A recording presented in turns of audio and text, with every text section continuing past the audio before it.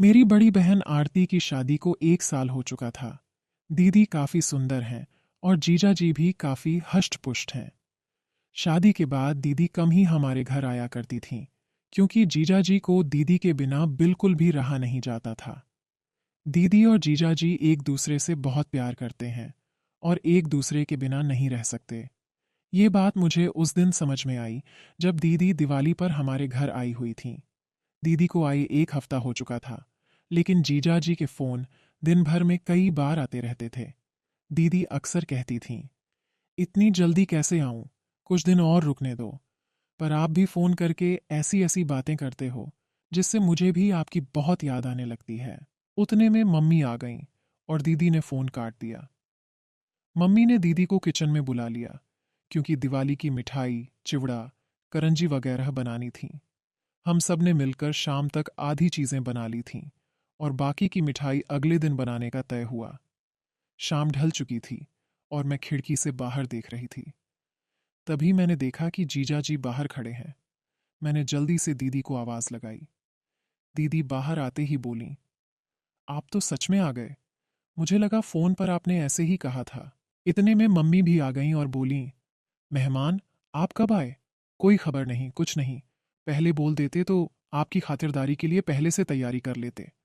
जीजाजी बोले, नहीं, सासू माँ, काम से शहर आया हुआ था, तो सोचा आप लोगों से मिलते हुए ही जाऊं। मम्मी ने कहा, जाने की बात अभी से मत कीजिए। अभी आए हैं तो खाना पीना खाकर आराम करके सुबह जाना।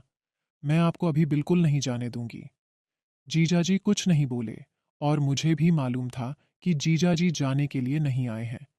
इतने में दीदी पानी लेकर आईं और जीजाजी को पानी देते हुए धीरे से फुसफुसाईं, मुझे अच्छे से पता है कि आप किस लिए आए हैं। 1 हफ्ता भी नहीं रह पाए मेरे बिना। जीजाजी मुस्कुराकर बोले, तुम हो ही ऐसी। यह सुनकर दीदी शर्माकर मुस्कुराईं और वहां से चली गईं। थोड़ी देर में खाना बनकर तैयार हो गया।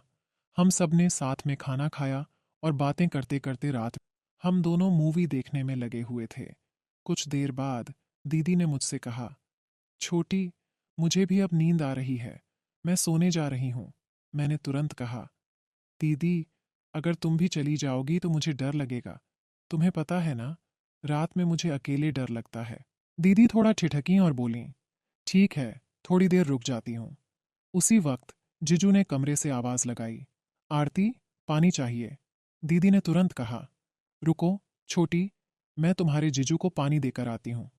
मैंने कहा, ठीक है, पर जल्दी आना। दीदी किचन से पानी की बोतल लेकर जिजू के कमरे में चली गईं। मैंने सोचा, अभी आएगी, अभी आएगी। लेकिन 5 मिनट बीत गए और पूरे घर में मुझे कोई नजर नहीं आया। डर के मारे मैंने दीदी को आवाज दी। थोड़ी ही देर में दीदी कमरे से बाहर आईं। उनकी साड़ी थोड़ी अस्त व्यस्त थी, बाल बिखरे हुए थे और सांसें तेज चल रही थीं। मैंने घबराकर पूछा, दीदी, इतनी देर क्यों लगा दी? मुझे डर लग रहा था। दीदी ने हंसते हुए कहा, अरे, वो कुछ नहीं। तुम्हारे जीजू को बहुत प्यास लगी थी, इसलिए पानी देने में थोड़ा समय लग गया। इतने में जीजू कमरे से बाहर आए और बोले, अरे, मेरे फोन की बैटरी खत्म होने वाली है, क्या तुम मेरे लिए चार्जर ला दोगी? दीदी ने जवाब दिया, ठीक है, देखती हूं, आप यहीं रुकिए। लेकिन जीजू ने कहा, अरे, तुम देखो, मैं कमरे में वेट करता हूं। यह कहते हुए वे वापस कमरे में चले गए। दीदी मेरे कमरे में गई और वहां से मेरा फोन चार्जर उठाकर जीजू को देने उनके कमरे में चली गई। मैंने सोचा कि चार्जर देकर वो तुरंत वापस आ जाएंगी, लेकिन थोड़ी देर बीत गई और दीदी का कोई अता पता नहीं था। मैंने एक बार फिर से दीदी को आवाज दी, लेकिन कोई जवाब नहीं आया। मैं समझ गई कि शायद दीदी चार्जर लगाकर फोन की चार्जिंग में व्यस्त होंगी। थोड़ा डर भी लग रहा था, इसलिए मैंने टीवी बंद किया और अपने कमरे में सोने चली गई। लेकिन मुझे नींद नहीं आ रही थी। बिस्तर पर लेटकर मैं अपना फोन चलाने लगी। आधे घंटे बाद मेरा फोन डेड हो गया। उसकी बैटरी खत्म हो चुकी थी। अब मैं इधर उधर चार्जर ढूंढने लगी, लेकिन याद आया कि मेरा चार्जर तो दीदी ले गई हैं। अब मैं असमंजस में थी, क्या चार्जर लेने के लिए जाऊं या नहीं। नींद तो वैसे भी नहीं आ रही थी और बोरियत भी हो रही थी। मैंने सोचा कि शायद चार्जिंग अभी शुरू ही हुई होगी। मन ही मन मैंने तर्क किया कि आजकल के फास्ट चार्जर कितनी जल्दी फ़ोन चार्ज कर देते हैं। फिर भी कुछ फ़ोन ऐसे होते हैं जिनकी बैटरी इतनी धीमी चार्ज होती है कि चाहे कितना भी फास्ट चार्जर लगा लो, वक्त लग ही जाता है। मैं सोचने लगी कि एक बार जाकर देख ही लूं कि जीजू का फ़ोन कितना चार्ज हुआ है, या फिर अभी चार्जिंग शुरू ही हुई है। लेकिन यह विचार मेरे दिमाग में घूम रहा था कि आखिर मुझे कमरे में जाना चाहिए या नहीं। मुझे बोरियत महसूस हो रही थी और फ़ोन के बिना समय काटना मुश्किल लग रहा था। आखिरकार मैं चार्जर लेने के लिए जीजू और दीदी के कमरे की ओर बढ़ी। जैसे शुरू हुई है, तुम जाकर सो जाओ, परेशान मत करो, मैंने कहा। दीदी, बस 10 मिनट के लिए चार्जर दे दो, मेरा फ़ोन फास्ट चार्जिंग करता है। दीदी ने जवाब दिया। ठीक है बाबा, लाती हूँ, तू अपने कमरे में जा। मैं अपने कमरे में लौट गई। थोड़ी देर बाद दीदी चार्जर लेकर आईं और बोलीं, ये ले तेरा चार्जर, अब परेशान मत कर। जैसे ही मैंने चार्जर लिया, मेरी नज़र दीदी पर पड़ी। मैंने हैरानी से पूछा, दीदी, आपने ये क्या पहना है? ये तो जीजू का शर्ट है, आप तो साड़ी में थी ना? दीदी ने झेंपते हुए कहा, चुप बैठ, मैं जा रही हूँ। यह कहकर दीदी वापस कमरे में चली गईं। मैंने चार्जर से अपना फ़ोन चार्ज करना शुरू कर दिया। सिर्फ 15 मिनट में मेरे फ़ोन की काफ़ी बैटरी चार्ज हो गई थी। मैंने सोचा, चलो, अब चार्जर वापस दे आती हूँ।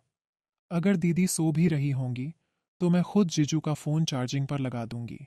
मैं चार्जर लेकर दीदी और जीजू के कमरे की ओर गई। इस बार दरवाज़ा थोड़ा सा खुला हुआ था। शायद दीदी जल्दी में बंद करना भूल गई होंगी। जैसे ही मैंने दरवाज़ा खोला और अंदर कदम रखा, मेरे सामने ऐसा नज़ारा था जो मैंने अपनी ज़िंदगी में कभी नहीं देखा था।